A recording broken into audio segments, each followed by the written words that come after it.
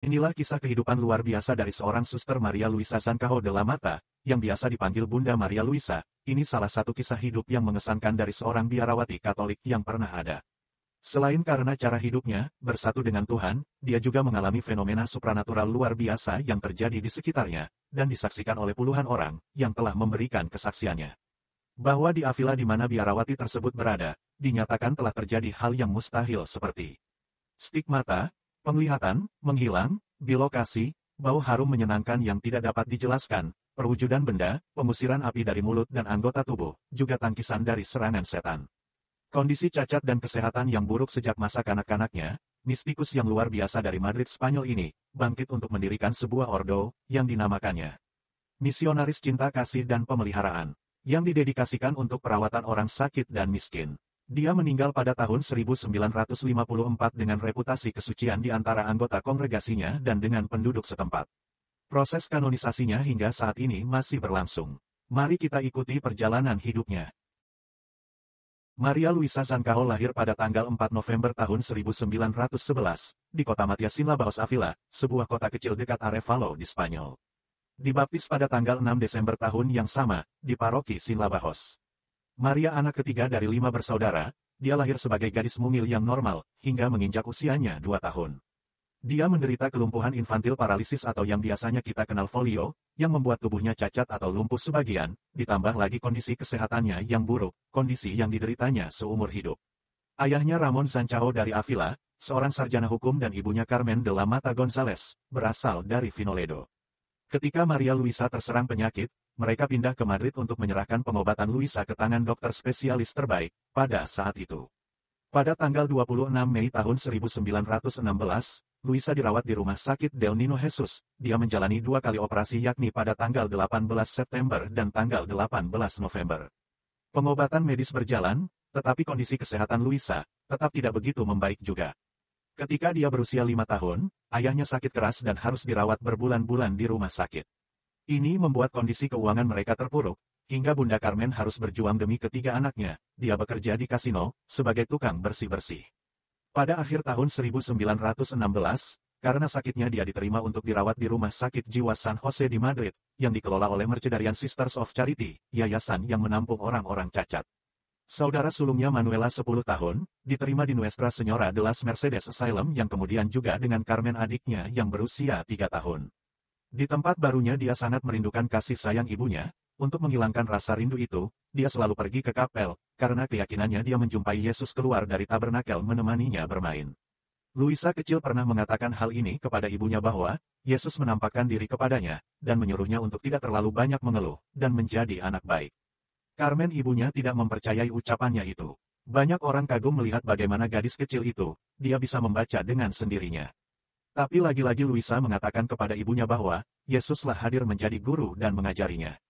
Dia mengatakan bahwa dia sangat mengasihi Tuhannya, Yesus sungguh luar biasa bagi Luisa kecil. Pada tanggal 19 Maret tahun 1918, adalah komuni pertama saya, ini adalah pertama kali saya terima tubuh dan darah Yesus. Menurut kesaksiannya, Tuhan Yesus setiap hari mengunjunginya. Luisa melakukan operasi penyembuhan sebanyak 9 kali sejak dari dia berusia 12 tahun hingga 14 tahun. Pada usia 13 tahun ayahnya meninggal dunia. Suatu ketika, saat Luisa berada di rumahnya, dia terserang penyakit difteri. Para dokter tidak tahu apa penyakitnya. Luisa merasa sangat menderita, hingga dia berkeluh kesah, kapan dia mati. Yesus menemuinya dan berkata berhentilah mengeluh, jika kamu bersabar dalam waktu 3 hari kamu akan sembuh. Meskipun Tuhan memperingatkannya bahwa sakit ini bukanlah penderitaannya yang terakhir, Tuhan telah menetapkan Luisa untuk menderita seumur hidupnya. Pada usia kira-kira 15 tahun, Luisa juga menderita meningitis tulang. Luisa hanya bisa terbaring tak berdaya, dia hanya bisa berbaring siang dan malam. Ibunya sangat sedih melihat kondisi ini. Pada tanggal 30 April tahun 1929, Yesus mengutus Therese Lisieux untuk mengunjungi Luisa. Santa Therese Lisieux hadir setiap tanggal 30 setiap bulannya selama setahun. Pada akhirnya Luisa bisa pulih dan berjalan kembali, meski tetap menggunakan kruk penyangga untuk berjalan. Dia katakan pada ibunya, bahwa Yesus itu sangat baik. Pada tanggal 15 Agustus tahun 1940, Yesus dan Bunda Maria datang kepadanya yang dipanggil Bunda Penolong Orang Kristen.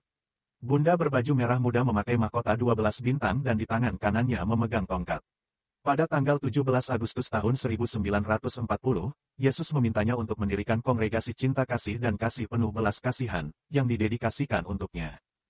Tidak memandang tubuh yang cacat, penderitaan batin yang luar biasa, juga penderitaan fisik yang ia rasakan selama ini dalam hidupnya, dengan kebesaran cinta dan keteguhan hati disertai keinginan besar atas kehendak Tuhannya, dia menembus batas penghalang itu semua. Dengan semangat misionarisnya dalam keadaan terpuruk, serta perasaan rendah diri, juga dalam kondisi tekanan kemiskinan, dia lewati semuanya dengan keuletan dan kekuatan cinta akan Tuhannya. Dia melatih dirinya untuk melayani orang lain dengan lebih baik, dia membuka dirinya untuk cinta kasih Tuhan dan dia persembahkan dirinya kepada Tuhannya sebagai korban cinta kasih. Dengan cinta dan kemurahan senyum, kelembutan dan kerendahan hatinya, hingga dia dapat mudah disentuh oleh orang-orang kecil dan paling sederhana sekalipun. Hingga pada usia 29 tahun, tepatnya pada tanggal 8 Juni tahun 1941, ia mendirikan kongregasi misionaris cinta kasih dan pemeliharaan di Madrid, didirikan di ibu kota Spanyol dalam masa yang sangat sulit setelah usai Perang Saudara. Pada tahun 1951, dengan semangat misionaris yang besar, ia menetap di Barrio de las Cuevas de Helin, Albacete, Spanyol. Ada banyak mukjizat yang terjadi dalam kehidupan Bunda Luisa. Bagaimana Tuhan kita menunjukkan betapa besar kasih-Nya pada putrinya ini. Ini adalah beberapa catatan dari sekian banyak fenomena ajaib itu. Fenomena ajaib yang pertama, keajaiban cadangan makanan. Karena kacang-kacangan sangat mahal, kami hanya bisa membeli karoks jenis kacang-kacangan yang lebih murah dan biasanya digunakan pada saat kekurangan pangan.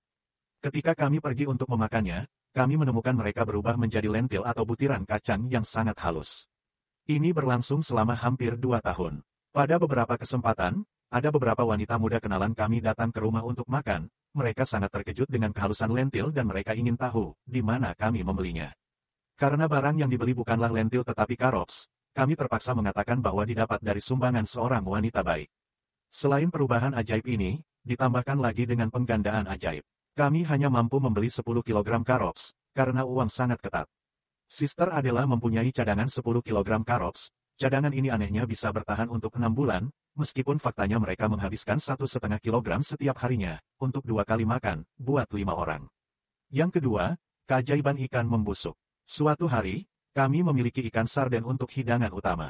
Saya tidak tahu apakah itu karena mereka membeli sesuatu yang kurang bagus, atau karena lamanya waktu untuk membersihkannya, ikan ini mulai mengeluarkan bau busuk. Kami hanya makan kentang goreng. Kami tidak jadi menggoreng ikan tadi, karena takut memboroskan minyak. Keadaan ini membuat saya sedih dan hampir menangis. Pada saat yang sama saya memohon kepada Bunda Suci untuk berkenan memperbaiki situasi ini. Betapa baiknya Bunda kita, setelah menyelesaikan doa saya, tiba-tiba bau busuk ikan pun menghilang, berubah menjadi bau sarden yang benar-benar segar. Ketika digoreng rasanya sangat lezat, lebih mirip ikan trout yang sangat halus daripada sarden. Yang ketiga, keajaiban uang kas yang bertambah dengan ajaib. Saudari ini selalu mengkoreksi jumlah uang pada buku kas, karena selalu ada kelebihan banyak uang, daripada yang seharusnya tercatat di buku kas. Keajaiban keempat, susu menjadi telur kocok. Ketika beberapa dari saudari kami begadang untuk menjahit di malam hari, kami memiliki sedikit makan malam untuk larut malam yang panjang. Sepiring kacang dan segelas susu. Melihat ini, saya mohon kepada Yesus dan Bunda, agar berkenan memberi makan putri-putri kecil saya. Jika engkau izinkan masukkan telur ke dalam segelas susu ini menjadi makanan kami. Sungguh luar biasa. Kemudian susu berubah warna, menguning dan berbusa, menemukan rasa yang sama seolah-olah mereka telah memasukkan telur kocok. Yang kelima, keajaiban minyak. Hal yang aneh lainnya juga terjadi pada minyak yang ada di dalam drum. Stok minyak selalu terisi penuh meskipun sudah diambil untuk keperluan anggotanya. Padahal drum itu tidak pernah diisi ulang. Fenomena seperti ini, mereka sebut adalah menita pekata, yang artinya berkurang sedikit.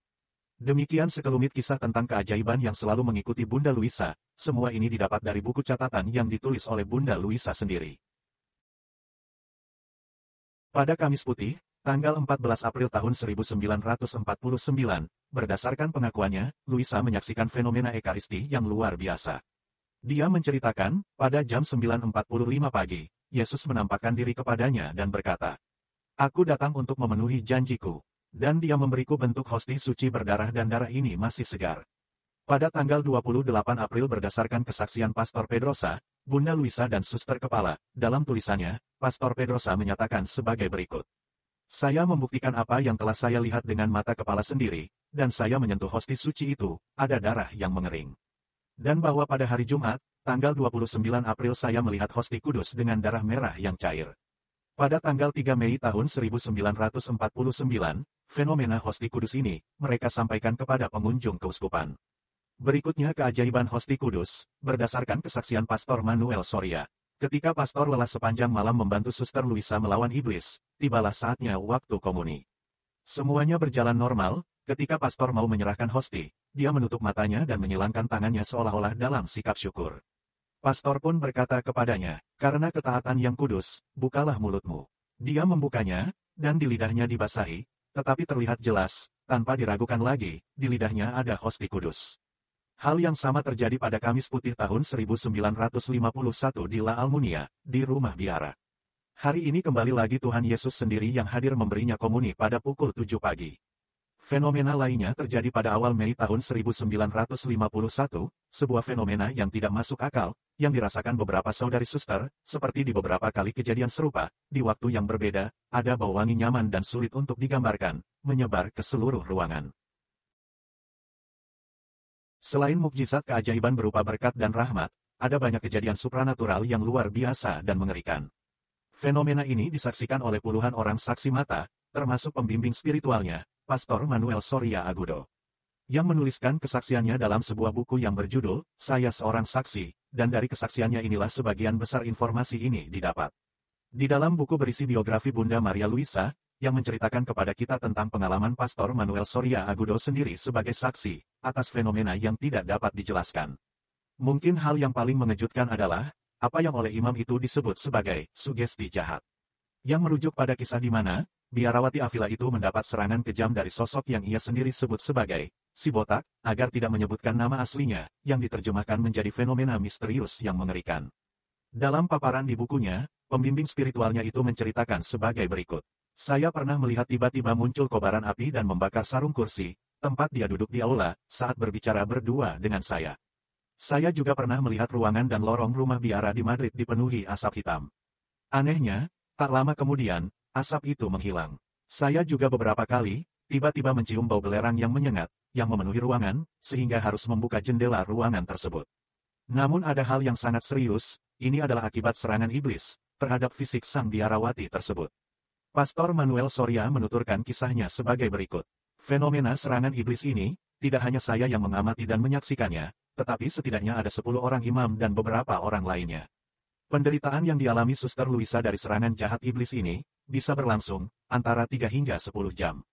Sungguh sangat melelahkan bagi mereka yang menyaksikan dan membantu pemulihannya. Wajahnya telah dicakar dengan sisir berduri dan seluruh wajahnya memiliki bekas luka gores yang cukup dalam. Lidahnya tiba-tiba tersangkut di pangkal tenggorokan kaku dan sangat keras hingga dia tersedak, membuatnya merasa sangat kesakitan. Matanya terbalik ke dalam rongganya, sampai-sampai bulu matanya terbalik masuk ke dalam. Sungguh kondisi yang sangat mencekam, menyakitkan dan mengerikan, yang dibuat oleh iblis. Ada begitu banyak dan berbagai penyiksaan, yang dijelaskan seperti tangan, lengan, kepala dan kaki yang dipelintir, sehingga menimbulkan rasa sakit yang luar biasa dan tak tertahankan, bahkan terkadang membuat Suster Luisa ini kehilangan kesadaran.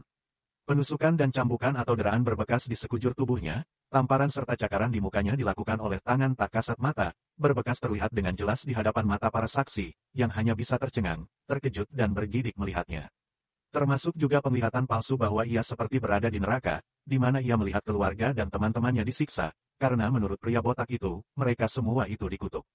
Pada suatu malam, cahaya seperti api yang menyala bergerak dan menggambar bentuk hati pada pakaian tidurnya. Dia juga menderita karena dipelintir, diputar-putar, semuanya tidak dapat dijelaskan, kepalanya diputar dan lidahnya terlipat ke dalam tenggorokan, matanya menjadi putih dan pergelangan tangannya mengeluarkan suara letupan seolah-olah tulang-tulangnya patah. Bahkan, ada suster lain yang menyaksikan kehidupan biarawati ini mengatakan, bahwa memang ada tangan yang tidak terlihat membawanya melintasi lantai dan ke atas tembok, di tengah jeritan dan tangisan, suatu penderitaan yang luar biasa. Fenomena jahat ini terjadi dan selama bertahun-tahun, ada pakaiannya yang terbakar yang disimpan oleh suster lainnya. Baju tidur yang menyala-nyala terbakar, kadang-kadang api keluar dari mulutnya atau kadang pada kesempatan lainnya kursi tempat ia biasa duduk tiba-tiba terbakar. Benda yang bisa dijadikan barang bukti ini masih tersimpan di museum khusus dan tertutup untuk umum. Selain di lokasi berdasarkan kesaksian ibunya, ada juga anugerah keajaiban lain yang dianugerahkan pada Suster Luisa, seperti 1. Karunia pindah tempat, berdasarkan kesaksian Pastor Manuel. Luisa juga biasa berpindah tempat secara cepat, meskipun jauh jaraknya. Ini terjadi pada tanggal 7 Desember tahun 1950, ketika pastor berada di Helin, dia menerima kabar melalui telepon dari Bunda Maria Jesus, di Madrid, bahwa Suster Luisa menghilang dari rumah, tidak meninggalkan jejak kaki atau krupnya, padahal di luar tertutup salju tebal. Pada besok paginya dia muncul di Helin, berdasarkan pengakuannya, ia pergi sejauh 300 km, tidak punya uang dan tiba di stasiun ditemani Bunda Perawan Suci. Kemudian naik gerobak tiba di alun-alun depan gereja, dia melihat seorang pria yang menyuruhnya naik tangga cukup tinggi melalui pintu samping lalu masuk rumah. 2. Karunia pengetahuan supranatural. Ketika suster kepala menceritakan bahwa saudaranya sakit, berdasarkan analisa dokter dia sehat-sehat saja kecuali iritasi di tenggorokannya. Tapi Yesus menyuruh Suster Luisa mengatakan kepada suster kepala bahwa saudaranya menderita TBC, dan dalam bulan depan dia akan mati. Kamu tidak boleh menangis untuknya, karena dia akan langsung pergi ke surga. Semua itu terjadi di bulan depannya. 3. Dia juga diberikan kemampuan karunia berkomunikasi dengan Tuhannya dalam batinnya, seperti ketika Yesus memberitahukan tentang kematiannya, pada saat dia di kereta api. 4. Karunia kuasa api ilahi. Kuasa api ilahi Bapak Manuel Soria, menceritakan bahwa, dalam beberapa kesempatan ada fenomena api terjadi padanya. Api keluar dari mulutnya atau sesuatu yang lain. Wajahnya berubah rupa dan dipenuhi dengan keanggunan dan keindahan yang luar biasa. Pada tanggal 8 April tahun 1951, api yang dia rasakan di dalam hatinya naik melalui tenggorokannya dan keluar dari mulutnya. Dia menutupi dirinya dengan spray dan selimut, yang tiba-tiba mulai terbakar, dan harus dipadamkan. 5. Malaikat pelindungnya. Dia sering berbicara dengan malaikat pelindung kecilnya. Malaikatnya menolongnya, dan Tuhan terkadang mengizinkan kami yang ada di sana untuk melihat pemandangan bantuan yang indah, ungkap Pastor Soria.